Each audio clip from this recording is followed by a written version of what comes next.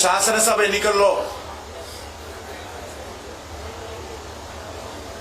8 స్థానాలు, ఇప్పుడు జరిగినటువంటి పార్లమెంట్ ఎన్నికల్లో 8 స్థానాలు భారతీయ జనతా పార్టీని ఆదరించి గెలిపించారు. అందుకే వచ్చేటువంటి శాసనసభ ఎన్నికలు ఎప్పుడు వచ్చినా కూడా మరి 88 శాసనసభ స్థానాలు భారతీయ జనతా పార్టీ గెలవాలి. ఎందుకంటే అనేక అసెంబ్లీ పార్లమెంట్ నియోజకవర్గాలకు సంబంధించినటువంటి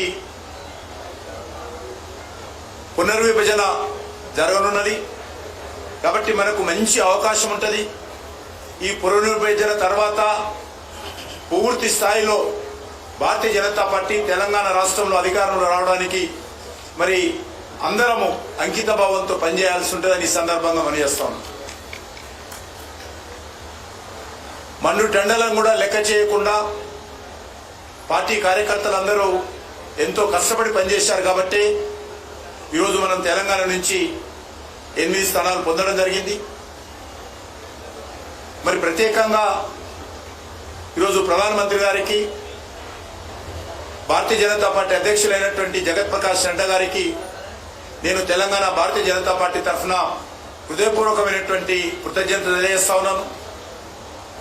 ఒక కేబినెట్ మినిస్టరు, ఒకటి ఎంఓఎస్ స్టేటు, ఇద్దరిని తెలంగాణ నుంచి మరి పెద్ద మనసుతో ఎంపిక చేయడము నిజంగా నేను తెలంగాణ ప్రజానీకం తరఫున కూడా నరేంద్ర మోడీ గారికి ధన్యవాదాలు తెలియజేస్తా ఉన్నాను. అదేవిధంగా ఆంధ్రప్రదేశ్ నుంచి భారతీయ జనతా పార్టీగా ఒక నిక్కసైనటువంటి కార్యకర్త, అనేక రకాల ఇబ్బందులు వచ్చినప్పటికీ కూడా, ఒడిదుడుకులు వచ్చినప్పుడు కూడా మరి పార్టీని జెండా మోసినటువంటి మరి నర్సాపురం నుంచి ఇటీవల పార్లమెంట్ సభ్యుడిగా గెలిచినటువంటి మిత్రుడు శ్రీనివాస వర్మ గారిని ఈరోజు కేంద్ర మంత్రిగా తీసుకోవడము, భారతీయ జనతా పార్టీ ఏ రకంగా సిద్ధాంతపరంగా పనిచేస్తుందో, ఏ రకంగా కార్యకర్తల ఆధారంగా పార్టీ పనిచేస్తుందో దీన్ని బట్టి మనం అర్థం చేసుకోవచ్చు.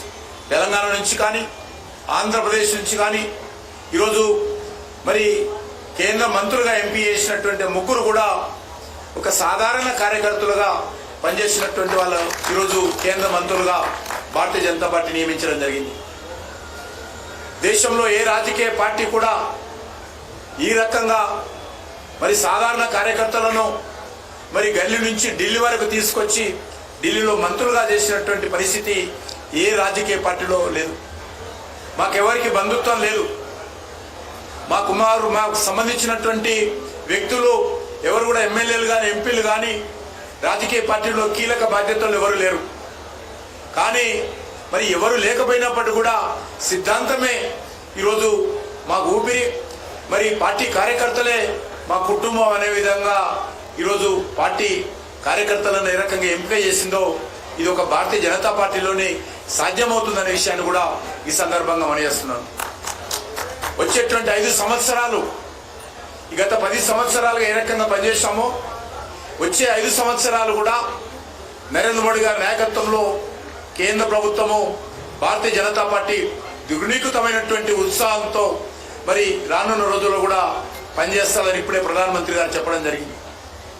ఏదైతే ఎన్నికల్లో హామీ ఇచ్చామో, సంకల్ప పత్రం పేరుతో దేశ ప్రజలకు భారతీయ జనతా పార్టీ ఏదైతే హామీ ఇచ్చిందో, ఎన్డీఏ ఏదైతే హామీ ఇచ్చిందో వాటిని తూచా చెప్పకుండా ఆ యొక్క సంకల్ప పత్రాన్ని అమలు చేసే విషయంలో భారతీయ జనతా పార్టీ అంకిత భావంతో పనిచేస్తుందనే విషయాన్ని ఈ సందర్భంగా మనయేస్తాను. ఉభయ తెలుగు రాష్ట్రాల అభివృద్ధి కోసం మరి అంకిత భావంతో పనిచేస్తాము. ముఖ్యంగా తెలంగాణలో గత 10 సంవత్సరాలుగా 10 లక్షల కోట్ల రూపాయలు కేంద్ర ప్రభుత్వం ఖర్చు పెట్టడం జరిగింది.